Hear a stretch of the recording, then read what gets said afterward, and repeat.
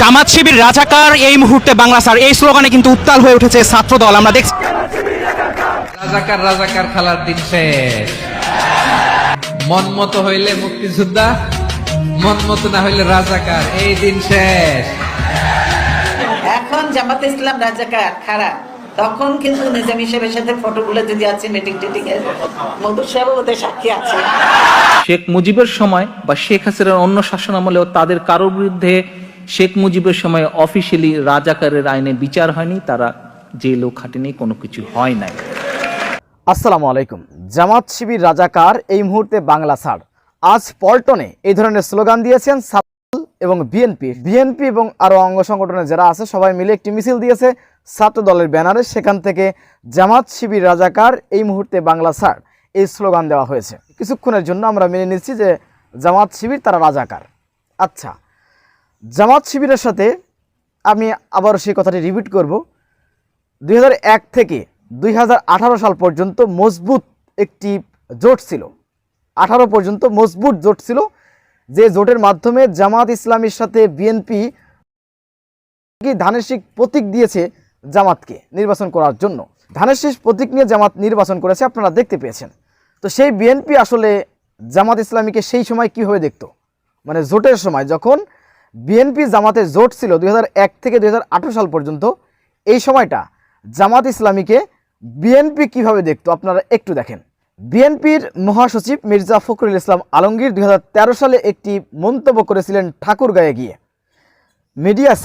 বিএনপির media cell এখান থেকে এই তথ্যটি নেওয়া। 2013 সালে মির্জা ফখরুল ইসলাম আলমগীর তখন বিএনপির ভারপ্রাপ্ত মহাসচিব ছিলেন। তিনি দেখেন কি লেখা আছে।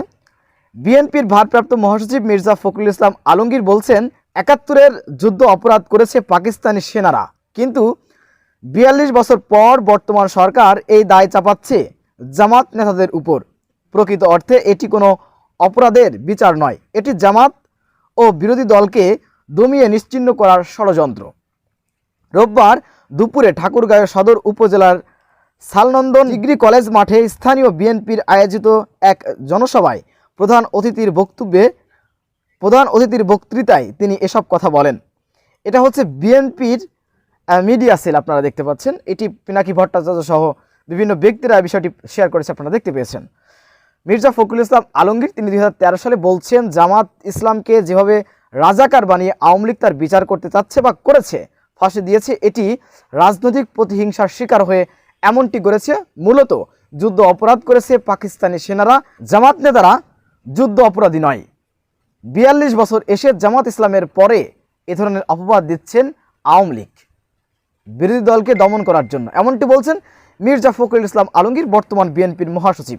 সুপ্রিয় দর্শক, আপনারা দেখতে পেয়েছেন 2001 থেকে 2018 সাল পর্যন্ত বা এর পরেও হাসিনা পালানোর আগ পর্যন্ত বিএনপির কেন্দ্রীয় নেতারা কখনো জামাত ইসলামীকে রাজাকার বলেননি। আওয়ামী লীগ রাজাকার, আজকে সেই ঐতিহাসিক দিন, আজকে 14ই জুলাই, এই দিনে বাংলাদেশের প্রত্যেকটি ক্যাম্পাস থেকে রাজাকার রাজাকার স্লোগানে উত্তাল হয়েছিল, আপনারা কিন্তু জানেন। আজকে সেই ঐতিহাসিক দিন, আজকে আমরা দেখতে পেলাম নয়াপল্টনে ছাত্র দলের নেতৃত্বে একটি মিছিল, সেখানে জামাত শিবির রাজাকার এই মুহূর্তে বাংলা ছাড় এই স্লোগান দেওয়া হয়েছে। আওয়ামী লীগের সেই ভাষা আমি আপনাদের কাছে কি প্রশ্ন করতে পারি, বা প্রশ্ন করলে কি অপরাধ হয়ে যাবে, যে আপনারা 2001 থেকে 2018 এর আগেও আপনারা জামাতের সাথে জোট করেছেন, মানে 2000 সালের আগেও আপনারা জামাতের সাথে প্রায় 29 বছর জোটে ছিলেন। 29 বছর সব দিয়ে টোটাল বিএনপির জন্মলগ্ন থেকে 29 বছর তারা জামাতের সাথে জোটে ছিল। এই 29 বছর জামাত রাজাকার ছিল না। হাসিনা পালিয়ে গেল, এখন জামাত ইসলামকে রাজাকার বলছেন আপনাদের জোট থেকে বেরিয়ে আসার কারণে। এটি কি আসলে কোনো যুক্তি হতে পারে? এটা বিএনপির কাছে, বিএনপির ছাত্র দলের নেতাকর্মীদের কাছে প্রশ্ন। আমার মনে আছে যে শেখ হাসিনা বলতো যে বিএনপি ওই রাজাকারের সাথে জোট করেছে। এই কথার প্রেক্ষিতে রুহুল কবির রিজভী সাহেব তিনি হাসিনাকে উত্তরে বলেছিল, সাথে থাকলে সঙ্গী, সাথে না থাকলে জঙ্গি। মানে জামাত যখন আপনাদের সাথে অর্থাৎ আওয়ামী লীগের সাথে যখন জোটে ছিল তখন জামাত ভালো ছিল, এখন জামাত বিএনপির সাথে জোট করছে বলে জামাত রাজাকার হয়ে গিয়েছে, এই ধরনের জবাব দিয়েছিল রুহুল কবির রিজভীরা। অথচ সেই রুহুল কবির রিজভীরা এবং সেই বিএনপির নেতাকর্মীরা এবং তার অঙ্গ সংগঠনের নেতাকর্মীরা এখন জামাতকে বলছে জামাত রাজাকার, যুদ্ধ অপরাধী, রক কাটা, এই ধরনের বক্তব্য পেশ করতেছেন একজন মানুষকে খুলনাতে আপনারা দেখতে পেয়েছেন হত্যা করেছে কারা, আর এটি একদম ভিত্তিহীনভাবে, কোনো ভিত্তি নেই এর, জামাত এবং শিবিরের পরে চাপিয়ে দিয়ে বলছেন রক্কাটে কারা, তারা এরা এই কাজ করেছে, হত্যা করেছে। জামাত ইসলাম কোনো মানুষকে হত্যার রাজনীতি জামাত করে না, আমরা এটি জানি, এদেশের মানুষ জানে। আওয়ামী লীগ এই জামাত কার্ড খেলতে খেলতে তার শেষ পতন হয়েছিল, রাজাকার কার্ড খেলতে খেলতে তার শেষ নিঃশ্বাস ত্যাগ করেছে, আপনারা জানেন। আওয়ামী লীগের শেষ নিঃশ্বাস ত্যাগ হয়েছে রাজাকার রাজাকার বলার কারণে। এটি বিএনপি সাক্ষী, বিএনপি সাক্ষী। মাত্র 1 বছর আগে এই দিনে শেখ হাসিনা বলেছিল রাজাকার, রাজাকারের নাতিপুতিরা, আর তারপর রাতের বেলায় আপনারা দেখতে পেয়েছেন বাংলাদেশের প্রত্যেকটি ক্যাম্পাস তুমি কে আমি কে রাজাকার রাজাকার এই স্লোগানে উত্তপ্ত হয়েছিল। আজ সেই ঐতিহাসিক দিন, আপনি এই দিনেও জামাত শিবির রাজাকার এই মুহূর্তে বাংলা ছাড়া এই স্লোগান দেন, অবাক লাগে। এত মিল কেন? মানে মিল আমরা জানি মিল আছে, কিন্তু এত মিল সেই 1 বছর পরে আজ সেই দিনেই জামাত শিবির রাজাকার এই মুহূর্তে বাংলা ছাড় সে স্লোগান। জামাতের বিরুদ্ধে এত ক্ষিপ্ত কেন? ক্ষিপ্ত এই কারণে জামাত নাকি গুজব ছড়ায়, যে জামাত ইসলামের নেতা কর্মীরা, জামাত ইসলামের লোকজন নাকি বিএনপির বিরুদ্ধে গুজব ছড়াচ্ছেন। এত গুজব জামাত ছড়াচ্ছেন, আপনারা বহিষ্কার করছেন কেন? তাহলে সবই যদি গুজব হবে তাহলে আপনার নেতা কর্মীদেরকে বহিষ্কার কেন করছেন? 1 মন গাঁজা নিয়ে স্বেচ্ছাসেবক দল গ্রেপ্তার, আপনারা তাকে বহিষ্কার করেছেন কেন? আজকের নিউজ আপনারা দেখেন, আপনারা লক্ষ্য করেন, আমার দেশ পত্রিকার নিউজ, 1 মন গাঁজাসহ গ্রেফতার স্বেচ্ছাসেবক দলের নেতা। 1 মন গাঁজাসহ এক স্বেচ্ছাসেবক দলের নেতাকে গ্রেপ্তার করেছে চট্টগ্রামের র্যাব। তার নাম জাফর আহমেদ, তিনি কুমিল্লা 14 গ্রাম উপজেলার চিওড়া ইউনিয়ন জাতীয়তাবাদী স্বেচ্ছাসেবক দলের সহ সভাপতি। রোববার চট্টগ্রামের চান্দাগাঁও এলাকায় অভিযান চালিয়ে 39 কেজি গাঁজা ও নগদ অর্থসহ তাকে আটক করা হয়েছে। এ সময় তার আরও কিছু সহযোগীকেও গ্রেপ্তার করা হয়। গ্রেফতারের অপর ব্যক্তিরা হলেন চট্টগ্রামের সাগর সর্দার, রুবেল সর্দার ও শাহাদাত হোসেন রিপন। তাদের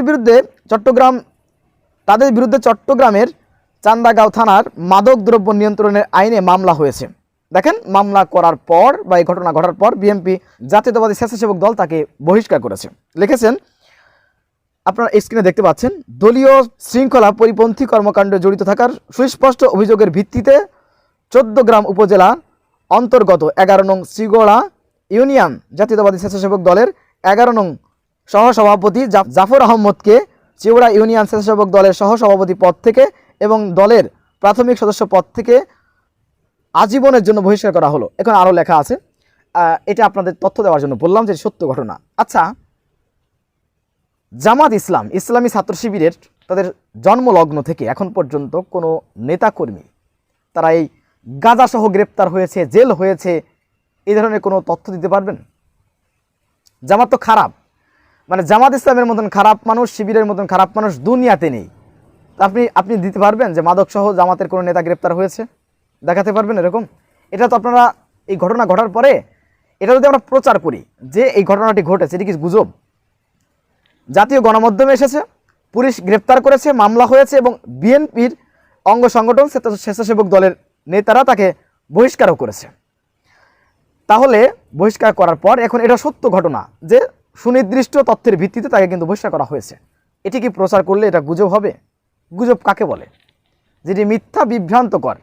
যেটি আমরা দেখতে পেলাম যে জামাত ইসলামের একজন নেতাকে, দেখেন আপনারা লক্ষ্য করেন, এটি প্রচার করা হচ্ছে যে জামাত নেতা একটা নারীর সাথে তিনি ধরা খেয়েছেন, যে আল্লাহ এদের জালিমদের হাত থেকে নারীদেরকে হেফাজত করো, মানে জামাত নেতা সেই ছবি দিয়ে বলতেছেন। অথচ আপনারা লক্ষ্য করেন এই ছবিটি ভারতের কোনো এক জায়গার কোনো এক ব্যক্তির ছবি, সেটিকে জামাত নেতার, বাংলাদেশের জামাত নেতার কোনো একটা ছবির সাথে তুলনা করে এটাকে প্রচার করে দিচ্ছেন। এটা হচ্ছে গুজব। গুজব একে বলে। আপনার তো মরা লাগবে, একজন আলেমের বিরুদ্ধে তাকে নিয়ে এই ধরনের মিথ্যাচার করলেন।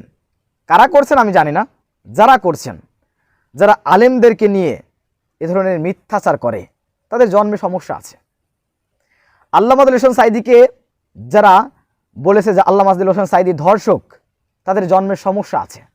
বিশ্ববিখ্যাত ইসলামিক স্কলার আল্লামা আব্দুল হোসেন সাঈদীকে ধর্ষক বানিয়ে গোটা বিশ্বের সামনে তাকে কালার করার চেষ্টা করেছিল আওয়ামী লীগ।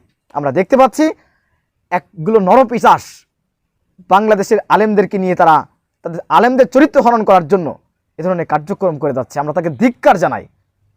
আমরা বলতে চাই, বিশেষ করে আমি বলতে চাই, মরতে হবে কিন্তু আপনাকে। কিয়ামতের দিন কাঠগড়ায় দাঁড়ানোর জন্য আপনি অপেক্ষা করেন। এত বড় মিথ্যাচার একজন ব্যক্তিকে নিয়ে, একজন আলেমকে নিয়ে আপনি জামাত করে বলে তার সেই আলেমের চরিত্র হরণ করার জন্য আপনি এত বড় মিথ্যাচার করবেন ভারতের কোনো এক ব্যক্তির ছবি নিয়ে? এটা হতে পারে না।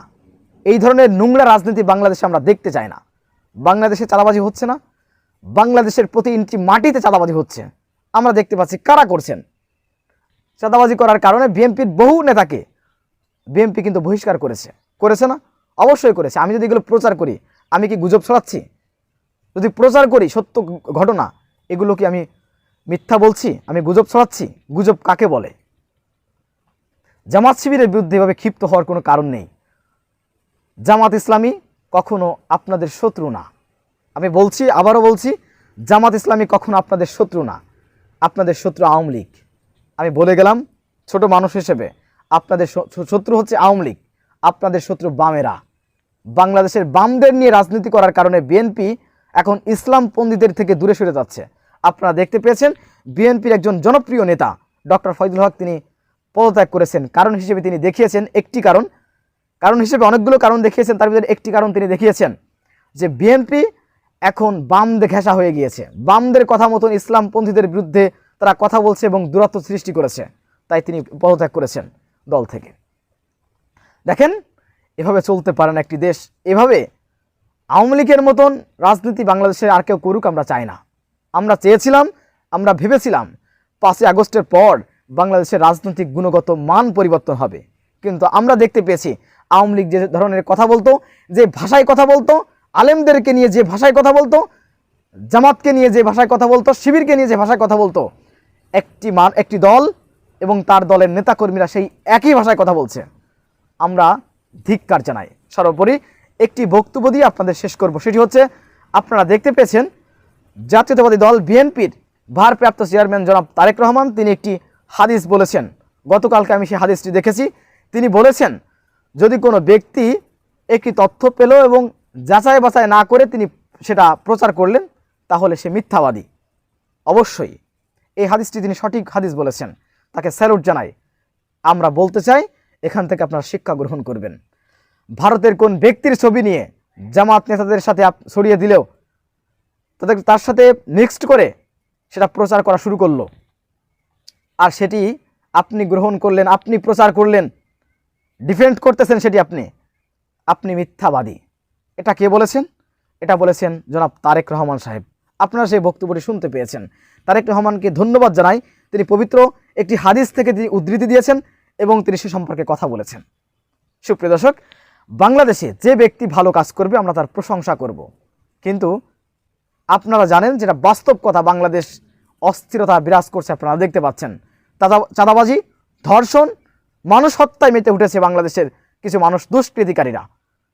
আমরা বলবো, যাদের দলের ভিতরে ধরনের কার্যক্রম রয়েছে, আপনার দলের নেতাকর্মীদেরকে আপনারা সচেতন করেন, বহিষ্কার করেন, এবং ভালো ভালো যারা ত্যাগী নেতা, আমি মনে করি না বিএনপির ত্যাগী নেতারা এই ধরনের কার্যক্রম করতে পারে, এই গাঁজা বেচতে পারে, অন্যান্য অপকর্ম করতে পারে। যারা ত্যাগী, আমরা তো ভাই বাংলাদেশে বসবাস করেছি, বাংলাদেশের মানুষ আমরা জানি না বিএনপি কি ত্যাগ করেছে, তার নেতাকর্মীরা কি করেছে? আমরা তো জানি। বিএনপির এবং ছাত্র দলের নেতারা, বহু নেতারা ধান খেতে ঘুমিয়েছে রাতের বেলায়, বাড়ি থেকে তার স্ত্রীর সামনে, স্বামীর সামনে তুলে নিয়ে গিয়েছে, নির্যাতন অত্যাচার করেছে, আমরা জানি। তো আপনাদের পরে এত জুলুম করার পরেও আপনারা কেন শেখ হাসিনার ভাষায় কথা বলেন? আমার প্রশ্ন এইখানে। শেখ হাসিনা যাকে যা বলতো, আপনারা ঠিক শেখ হাসিনা পালিয়ে যাওয়ার পর তাদেরকে তাই বলতেছেন। আপনি জামাতকে রাজাকার বলেন, অথচ 2013 সালে মির্জা ফখরুল ইসলাম আলমগীর সাহেব, বেগম খালেদা জিয়া তিনি বলেছেন নিজামী সাহেব, মুজাহিদ সাহেব, আল্লামা আদিল হোসেন সাইদিকে মিথ্যাভাবে রাজনৈতিক প্রতিহিংসার কারণে তাদেরকে ফাঁসি দেওয়া হচ্ছে, তারা রাজনৈতিক প্রতিহিংসার শিকার। এটা বলেছেন বেগম খালেদা জিয়া নিজে বলেছেন, এই ধরনের বক্তব্য দিয়েছেন, আপনারা দেখতে পেয়েছেন। তাহলে সেই একই কার্ড জামাত ইসলাম আপনাদের থেকে জোট থেকে সরে গিয়েছেন বলে বলতে হবে এই ধরনের নোংরা রাজনীতি বন্ধ করতে হবে। আজকে যা হয়েছে আমরা দেখতে পেয়েছি, জামাত শিবির রাজাকার এই মুহূর্তে বাংলা ছাড়, এটি আওয়ামী লীগের বয়ান, আওয়ামী লীগের স্লোগান, আওয়ামী লীগের বক্তব্য। অতএব এই বক্তব্য বাংলাদেশে আর চলবে না। সুপ্রিয় দর্শক, বিষয়টি আপনারা কীভাবে দেখছেন অবশ্যই আপনাদের মূল্যবান মন্তব্য কমেন্ট বক্সে জানাবেন। সবসময় সত্য নির্ভেজাল তথ্য পেতে স্বাধীন বাংলা টিভি ইউটিউব চ্যানেলটি সাবস্ক্রাইব করে আমাদের সাথে থাকুন। আসসালাম। রাজাকার রাজাকার খেলার দিন শেষ